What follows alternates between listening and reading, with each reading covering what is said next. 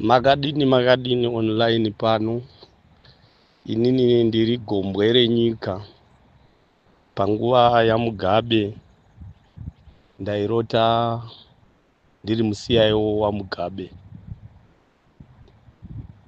Pese paita marallies ndakarara ndainge ndiripo, but hapana aikwanisa kundidzinga kubva kumaCIO ipapo. Asi panguva yekuti Mugabe anga akuda kubva, ndakaudzwa kuti tarirawo nemva ndaona vanhu vazhinji vaifora vachiratidzira kuti vaida kuti Mugabe abve.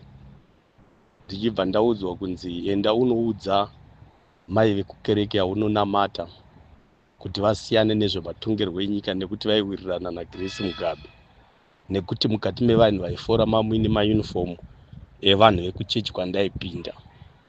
Hazvina kutora mwedzi Mugabe akabva abva. Tichidzoka panew dispensation after 2018 my-elections, kwakauya hope dzichindiratidza kuti varume vaviri, vice president napresident, vavari muparliament makazara ma-MP. Asi pakaita kupfurana kwevarume vaviri, vakapfurana runosvika ru8. Asi pekupedzisira murume anonzi Chiwenga akabuda panze, mubva anotora pfuti kuseri kwesiti hombe, mubva apfuura president vachibva vashaya simba.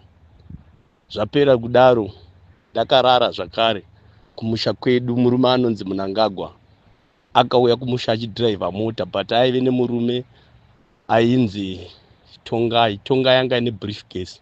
Mubva auya kwandiri mbati uri kuona vanhu vemubato medu havasi kutida nekuti tiri kunzi tiri kuita chinhu chechifamily, nekuti inini ndini right hand man yameni yaMunangagwa. Asi zvawazviona izvi usaudze vanhu. Murume anonzi Munangagwa akadhiraivha amba anomira kwaanga achimira tichita conversation, achibva aenda.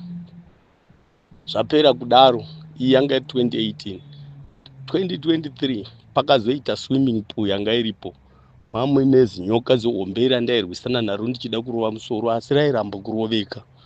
Takarwisana kwenguva refu kusvika swimming pool yazobvajuka ichinanga murwizi rukuru rwarwi nemvura yanga yakabvondoka.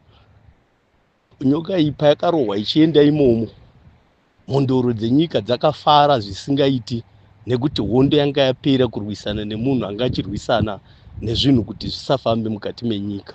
Ndinotenda.